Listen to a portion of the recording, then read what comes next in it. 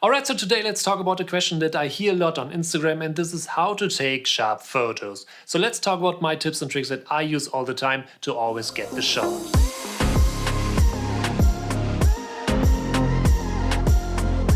Okay, so yeah, I know it is always super bad if you take a photo and later on you check the result and your key element isn't in focus. And yeah, especially if you take photos of a special event like a wedding for example, this is always bad because you simply can't repeat the same situation, so it can actually ruin a lot of good photos. And the most common reasons why the image gets blurry are the wrong shutter speed settings, noise, the lens, and the wrong focus settings. But of course there are a couple of things that you can do to get better results, and the first thing that we need to talk about is the shutter speed. Especially if you want to take sharp photos, you need to care about the right shutter speed settings, because if your shutter speed is too slow, it can cause blurry images. And the reason why it can cause blurry images is that if your shutter speed is way too slow, your camera needs way too much time to take the image. So for example, if you take photos handheld, you need to care about your own movement, because you can't hold the camera completely still for a long period of time. So you always produce a small camera shake while the camera tries to take the photo, and that leads to blurry images because of this tiny movement. Another example would be if you try to take photos of a moving object like an animal for example, because in the end your key element moves around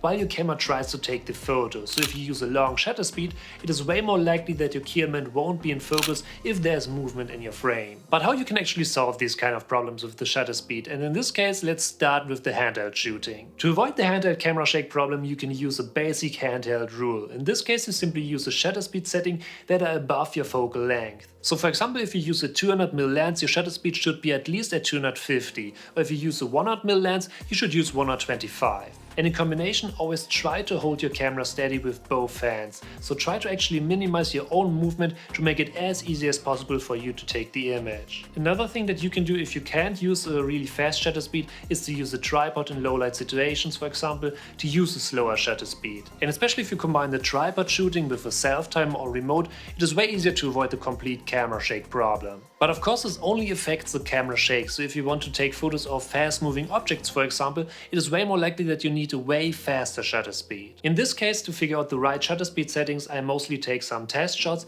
and right after that I go into the preview and zoom in to see if my settings are good or if I have to adjust it. That's in my opinion the easiest way to find some good shutter speed settings for your shooting, especially if you want to take photos of fast moving objects. So yeah, now we have talked about shutter speed, but now let's quickly talk about ISO. And here you need to be really careful to not use the highest amount of ISO, because this can lead to noise and less details in your photos. Of course, if you have one of the newer cameras like this Canon R5 here for example, you can use higher ISO settings, because they can handle these kind of settings way better. But in most cases I highly recommend to always double check your ISO settings to see if it is actually necessary to use that amount of ISO for these images. So in the end, don't be lazy here, actually check if you need to use high ISO settings or if you can make the image brighter by using different aperture or shutter speed settings. Of course you can even use the auto ISO settings if you don't want to care about that at all, but in this case I highly recommend to set up a maximum ISO to avoid noise. Especially entry-level cameras can produce a lot of noise if you use high ISO settings. So definitely keep that in your mind before you set up your ISO settings. And since we already talked about shutter speed and ISO, now let's talk about aperture. Because your aperture is another setting that you need to care about if you want to take sharp photos. And especially in this case you need to care about how much of your photo should be in focus. I totally understand that a lot of people want to have a nice creamy bokeh, and I really like that too, but it is possible that parts of a key element won't be in focus anymore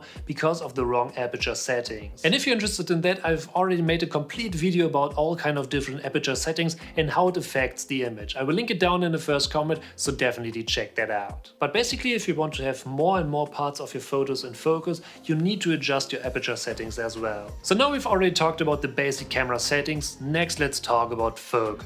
And yes, here you need to care about the right focus settings as well. Especially if I take photos of a model for example, I mostly use the eye autofocus, because in this case the focus will be straight on the eyes. Or if I want to take photos of animals for example, I mostly switch to the animal autofocus, because this makes it easier for me to get the shot. But in all kind of other situations I switch to the spot autofocus so I can select the key element on my own. But in the end you should always care about what you want to do and then decide what kind of settings are good to take these images. Because using the wrong focus settings can make it way harder for you to get good results. And on top, a lot of people are afraid to use the manual focus, and here here I definitely need to say, don't be afraid to use that, because I already had multiple situations where the autofocus simply wasn't that helpful and where I had to use the manual focus on my key element. So yeah, learning how to use the manual focus is actually one of the most important steps to get sharp photos all the time. But what's about the shooting mode? Well, if you want to take photos handheld and if you need to take photos of, let's say, fast moving objects, I highly recommend to use the burst mode of your camera, because in the end this actually allows you to take multiple photos by simply holding the shutter button. And the reason why I highly recommend that is that in this case it is way more likely that you will get a great shot, because in this case you don't have to wait until you can take another image